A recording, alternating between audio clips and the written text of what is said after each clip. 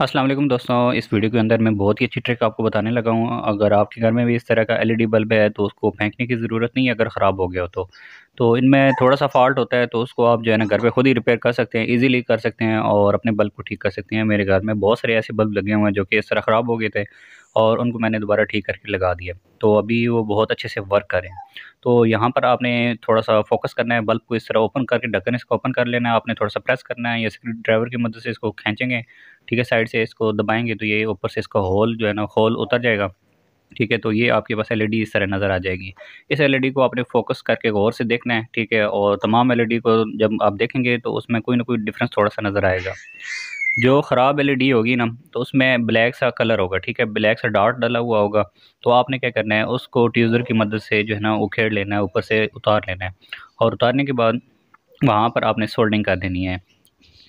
Soldering iron की मदद से जब आप इसको ऊपर से जो है ना सोल्ड कर लेंगे तो ठीक है, ये इस तरह का कुछ आपको नज़र आएगा जिस तरह अभी आपको नज़र आ रहा है, ठीक है।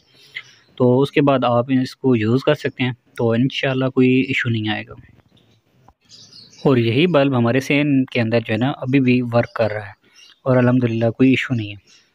क्योंकि ये कनेक्शन होते हैं पैरेलल में होते हैं, तो अगर कोई एक एलईडी भी ख़राब हो जाए तो बाकी तमाम जो है ना वो वर्क नहीं करती। तो इसलिए आपने इसको शॉर्ट कर देना है, जहाँ पर वो लाइट ख़राब होगी उसको आपने उतार लेना है। दोस्तों, आई होप कि आपको आज की वीडियो जो है ना वो बहुत पसंद आई होगी। मिलते हैं किसी और वीडियो के साथ, तब तक अपना ख्याल रखिएगा, दुआ में याद रखिएगा। टेक केयर, अल्लाह हाफ़िज़, फ़ी अमान।